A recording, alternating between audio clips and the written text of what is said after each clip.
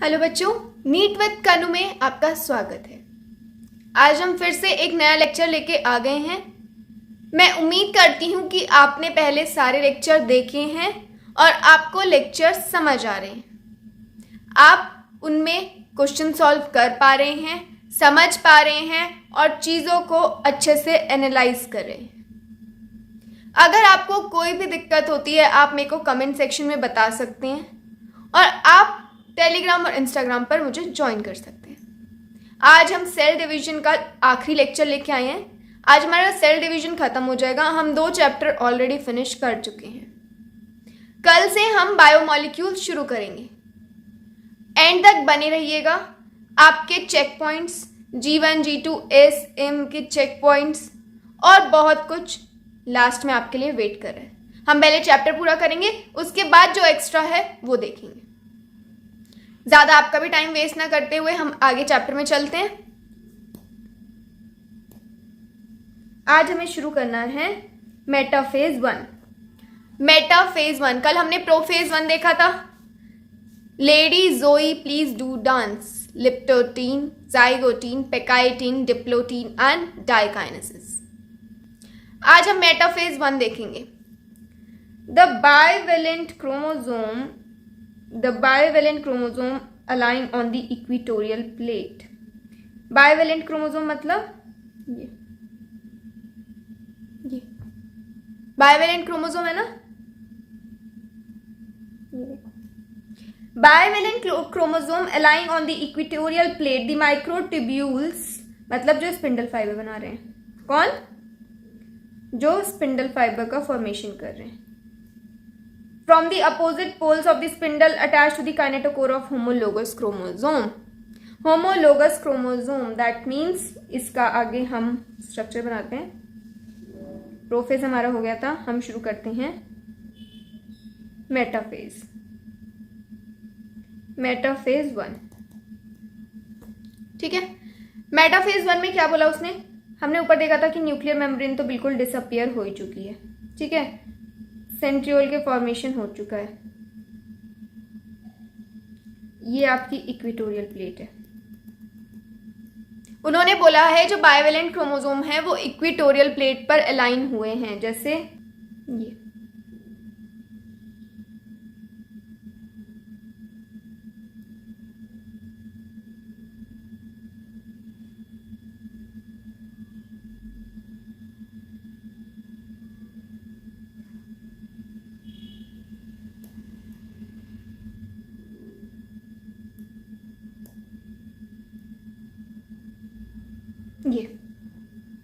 ये क्या अरेंज हो गए हैं? इक्वेटोरियल प्लेट पर बाइवेलेंट क्रोमोसोम अटैच हो गए हैं, अरेंज हो गए हैं। यहां से ये है सेंट्रियोल, यहां से क्या आ रहा है? Spindle fibre. एक काइनेटोकोर पे लगा, ये दूसरा काइनेटोकोर। ये तो हो गए डिसकॉन्टिन्यूस। अब हमें कॉन्टिन्यूस भी पता है कि कॉन्टिन्यूस भी होते हैं।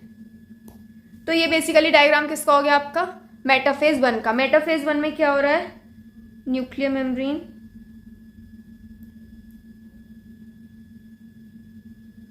डिसअपियर, ठीक है। दूसरा जो बाइवेलेंट क्रोमोसोम है, बाइवेलेंट क्रोमोसोम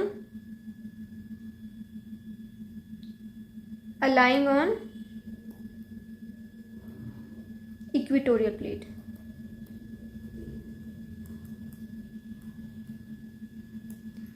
इक्वेटोरियल प्लेट पे आपके बाइवेलेंट क्रोमोसोम अरेंज हो जाते हैं। ये है आपका मेटाफेज 1। ये देखिए, ये आप देख पा रहे हैं। ये एक होमोलोगस क्रोमोसोम, ये एक होमोलोगस, ये एक होमोलोगस, ये एक होमोलोगस क्रोमोसोम। ये स्पिंडल फाइबर निकल रहे हैं। कौन सी है ये स्टेज? मेटाफेज 1। ये आपने देख लिया मेटाफेज। चलो तो फिर आप मुझे इसका मतलब कुछ बता सकते हो। क्या बताना है? एक मिनट, ठीक है। आप क्या बताएंगे मुझे? ये देखिए, ये जो मैंने बनाया है ये सेल, ये क्या है? सेंट्रियोल है, ठीक है। ये सेस्ट्रल रेज निकल रही है तो पता ही आपको। ये इक्वेटोरियल प्लेट है,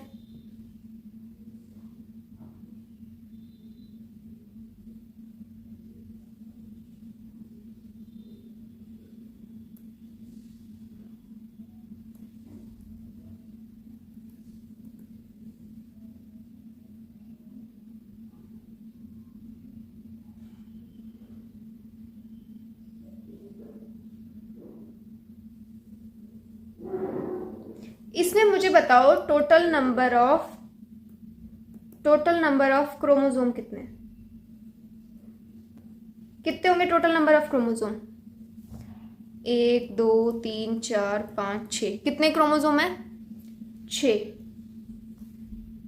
ठीक है। बाइवेलेंट्स कितने बाइवेलेंट्स हैं? 1 2 3 4 5 6 नहीं, 1 2 3। कितने बाइवेलेंट्स हैं? 3। टेट्राड। कितने टेट्राड हैं? मतलब क्या? क्रोमेटिड्स।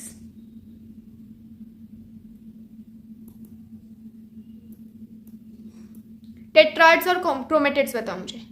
आपको मैंने बताया था टेट्राड और बाइवेलेंट एक ही होते हैं, तो टेट्राड भी कितने हो जाएंगे? 3। कैसे होंगे?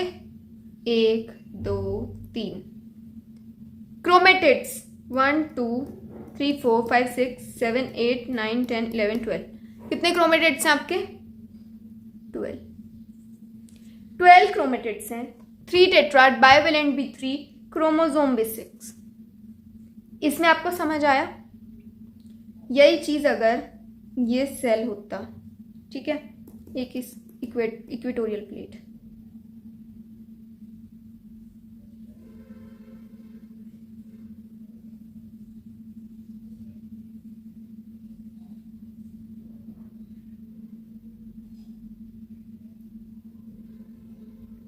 ये दिख रहा है आपको?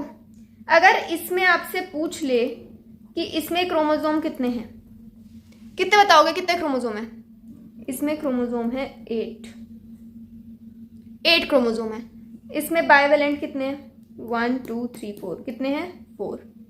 टेट्राड कितने हैं? 4। क्रोमेटिड कितने हैं? 1 2 3 4 5 6 7 8 9 10 11 12 13 14 15 16। कितने हैं आपके? 16 क्रोमेटिड हैं। बात समझ आई मैं क्या समझाने की कोशिश कर रही हूँ? इसमें आपको पता चल गया क्रोमोसोम कितने हैं, इसमें आपको पता चल गया क्रोमोसोम। अगर क्वेश्चन आता है मेटाफेज में कितने टेट्राड फॉर्म हो रहे हैं, आपको देगा वो इतने क्रोमोसोम हैं। अगर उसने बोल दिया कि आपके पास 44 क्रोमोसोम हैं, आपका बाइवेलेंट कितना फॉर्म हो रहा है? बाइवेलेंट क्रोमोसोम कितने होंगे आपके? कितने होंगे? 22। आपका टेट्राड कितना होगा? 22। आपके क्रोमेटिड्स कितने होंगे? क्रोमेटिड्स कितने होंगे?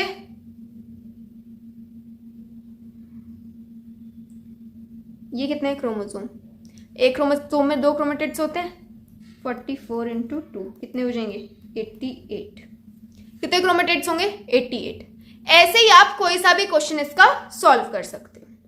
ठीक है, चलो अगला आते हैं एनाफेज 1 पर। Anaphase 1, the homologous chromosomes separate while sister chromatid remain associated with their centromere. होते हैं homologous chromosome आपस से जुदा होते हैं, ऐसे जुदा। हम क्या करेंगे? सेपरेट करेंगे homologous chromosome। ठीक है, बनाते हैं डायग्राम। सेल न्यूक्लियर मेम्ब्रेन है नहीं,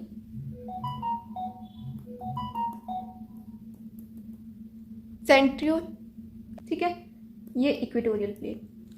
इक्वेटोरियल प्लेट से होमोलोगस क्रोमोसोम दोनों बिछड़ चुके हैं, मतलब ऐसा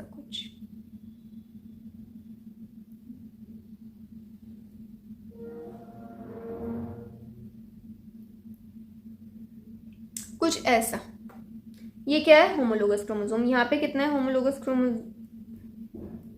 यहाँ पे कितना है टोटल क्रोमोसोम? यहाँ पे कितने और यहाँ पे कितने? यहाँ पे कितने? 3। यहाँ पे कितने? 3। होमोलोगस क्रोमोसोम कितने? 3। ठीक है। While the sister chromatid remain associated with their centromere, ये सिस्टर क्रोमेटिड है, ये सेंट्रोमियर है, तो ये सेंट्रोमियर से अटैच है। भले ही होमोलोगस क्रोमोसोम अलग हो गए हों, पर ये आपस में जो क्रोमेटिड्स हैं, सिस्टर क्रोमेटिड्स, वो सेंट्रोमियर पे अटैच। जब पिछले स्टेज में हमने देखा था मेटाफेज में हमारे पास n कितना था? 6।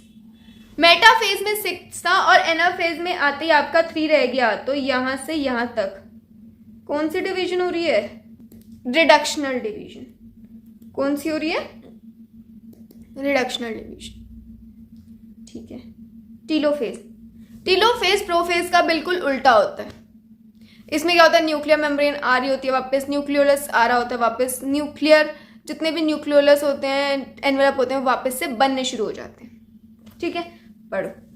The nuclear membrane and nucleolus reappear, cytokinesis follows and this is called dyad of a cell. Telophase के बाद हमें पता है कार्योकाइनेसिस हो गई है, तो उसके बाद क्या होगा, साइटोकाइनेसिस। साइटोकाइनेसिस के होते ही क्या बन जाता है आपका, डायड ऑफ सेल। क्या बनता है, डायड ऑफ सेल। एक बार इसका डायग्राम देखते हैं। देखो यहां तक क्या हो रहा था कि ये बन गए हमारे, सेपरेट हो गए। अब क्या हो गया है, ये सेल बनाया हमने। टेलोफेज में न्यूक्लियर मेम्ब्रेन, न्यूक्लियोलस, ये एनवेलप सब रीअपेयर होने शुरू करते हैं, मतलब ऐसे कुछ।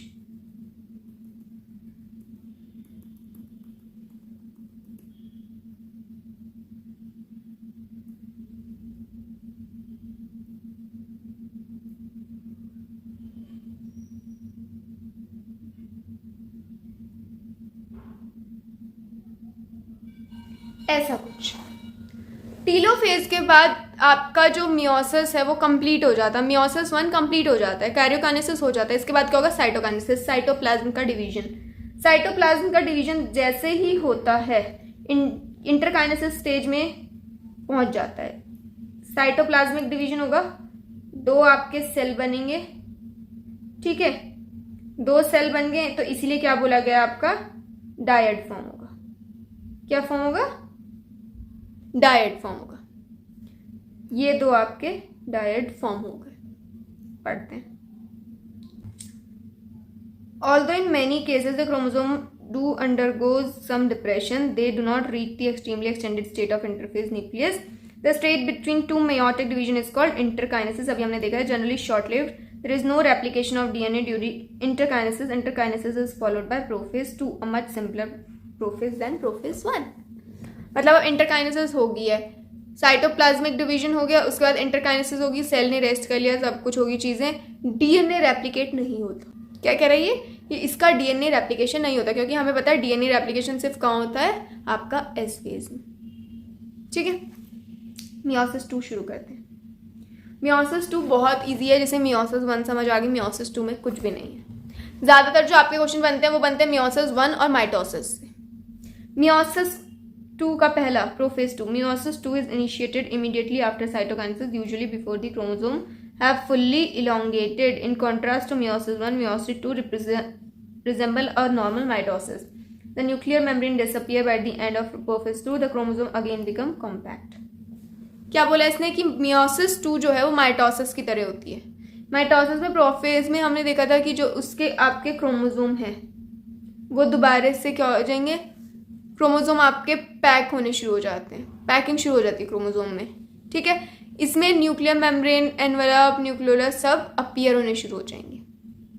ठीक है, metaphase 2, at this stage the chromosome aligning at the equator and microtubule from opposite pole of the spindle get attached to the kinetochore. कुछ ऐसा सा स्ट्रक्चर, ये सेंट्रियोल, ये nuclear membrane,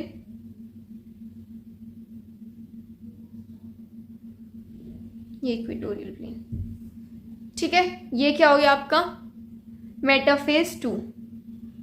anaphase, it begins with simultaneously splitting of the centromere of each chromosome which was holding the sister chromatid together, allowing them to move towards the pole of the cell, shortening the microtubules attached to the kinetochore. क्या कहना चाह रहा है, ये जो आपका यहाँ पे मेटाफेज में इक्वेटोरियल प्लेट पे जुड़ा हुआ था, इसमें से ये वाला पोर्शन इधर जाना शुरू करता है, ये वाला पोर्शन इधर जाना शुरू करता है। कैसे बनेगा इसका डायग्राम, ये देखिए, ये सेल है, इसकी न्यूक्लियर मेम्ब्रेन है, ये इसका सेंट्रियोल है। ठीक है, ये ऐसे जाएगा,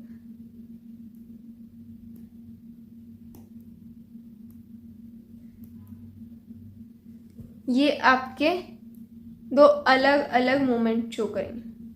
ये समझ आया। अब एक ये अलग सेल बनाएगा, ये एक अलग सेल बनाएगा। ऐसे जो दूसरा वाला, एक ये सेल बनाएगा, एक ये सेल, कितने बन गए, 4 हमारे पास हैप्लॉइड गैमेट्स बन जाएंगे।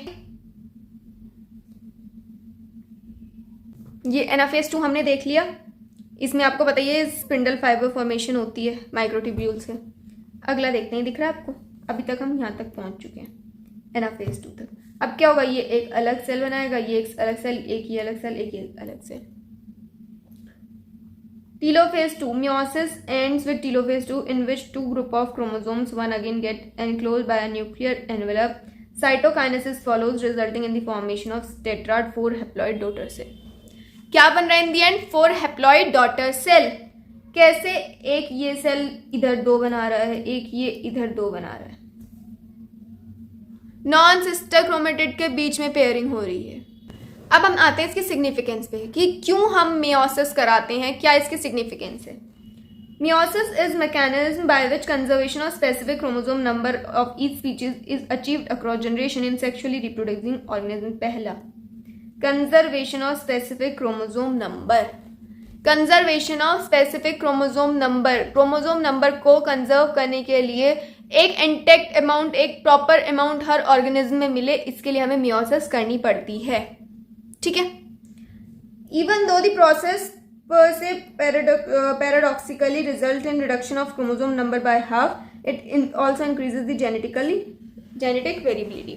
जब एक जो डॉटर सेल है वो किधर से आ रहा है, एक जो डॉटर सेल है वो दूसरे सेल से आ रहा है, तो जब दोनों मिक्स होंगे तो दोनों की क्वालिटीज, दोनों के अंदर जो स्पेशलिटी है वो मिक्स होंगी, तो इससे क्या आएगी? जेनेटिक वेरिएबिलिटी आएगी, जीन्स में आपके वेरिएशंस आएंगे।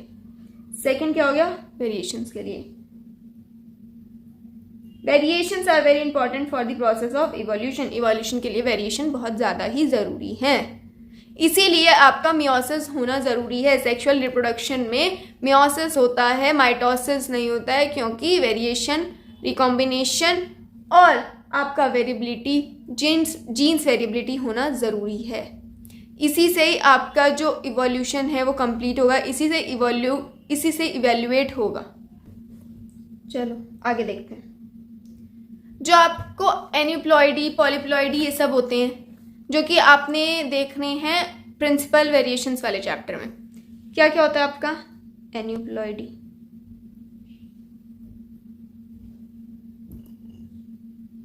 Aneuploidy, polyploidy. एन्यूप्लॉइडी में क्या होगा कि आपका जो क्रोमोसोम नंबर होगा वो नॉर्मल से कम रह जाएगा। ठीक है। पॉलीप्लॉइडी में आपका नॉर्मल से थोड़ा ज़्यादा हो जाएगा, कोई एक्स्ट्रा हो जाएगा। जैसे पॉलीप्लॉइडी का एग्जांपल है डाउन सिंड्रोम। डाउन सिंड्रोम का मतलब वो trisomy at 21 number chromosome extra हो गया है उसमें, इसीलिए इसको क्या बोलते हैं? Trisomy at 21। किसका एग्जाम्पल है ये? पॉलीप्लॉइडी का। एन्यूप्लॉइडी मतलब क्रोमोसोम का नंबर कम हो जाना। किस में देखने को मिलता है? Turner syndrome. किसमें? टर्नर सिंड्रोम में आपका एन्यूप्लॉइडी देखने को मिलता है। फिर उसके बाद आती है एक चीज, कॉल्चिसिन। कॉल्चिसिन क्या है? एक ये पॉइजन है। क्या है? पॉइजन है। पॉइजन है जो क्या करता है आपका, ये पॉइजन क्या करता है? आपका जो सेल है उसे मेटाफेज पर अरेस्ट करा देता है, मेटाफेज पर रोक देता है, अरेस्ट करा देता है, जिससे क्या होती है? पॉलीप्लॉइडी। क्या होती है? पॉलीप्लॉइडी। ये कुछ चीजें हैं जो आपको इस चैप्टर में बताऊंगी। आज के लिए हम इतना ही करेंगे। हमारा मियोसिस, माइटोसिस दोनों कंप्लीट हो चुका है। इसमें आप सारे क्वेश्चन लगा सकते हैं। कहीं भी कोई भी डाउट होता है आप मेरे से कमेंट सेक्शन में पूछ सकते हैं।